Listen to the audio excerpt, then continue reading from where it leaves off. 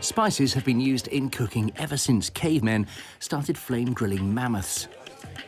But the seasoning this chef is using is truly special. This is saffron. It costs almost as much as gold, and it takes more than 160,000 flowers to make 1 kilo. So when it comes to producing the priciest spice on the planet, how do they do it? Morocco. Sun, sea, and spices. Bordering the Sahara Desert, the country's hot, dry anti-Atlas mountains are a perfect breeding ground for the beautiful saffron crocus.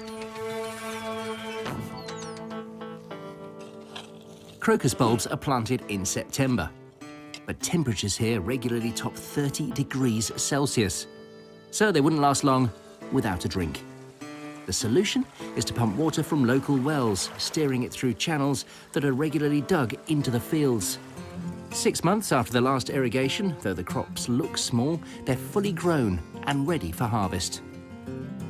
But this is no ordinary harvest.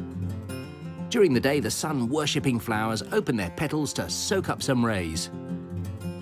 The problem is this sunbathing leaves the saffron-enriched stigma exposed.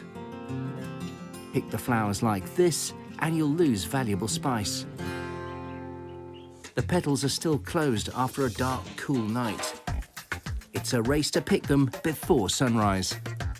It takes each worker the equivalent of around 40 hours of back-breaking work to collect just 1 kilo of saffron.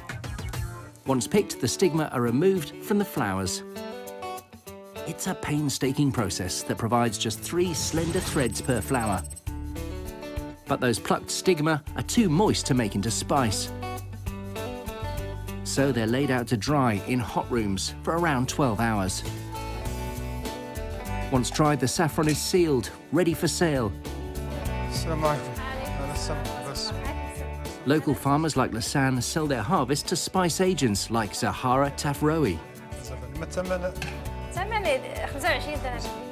At up to $10,000 per kilo, it's no surprise it's known as red gold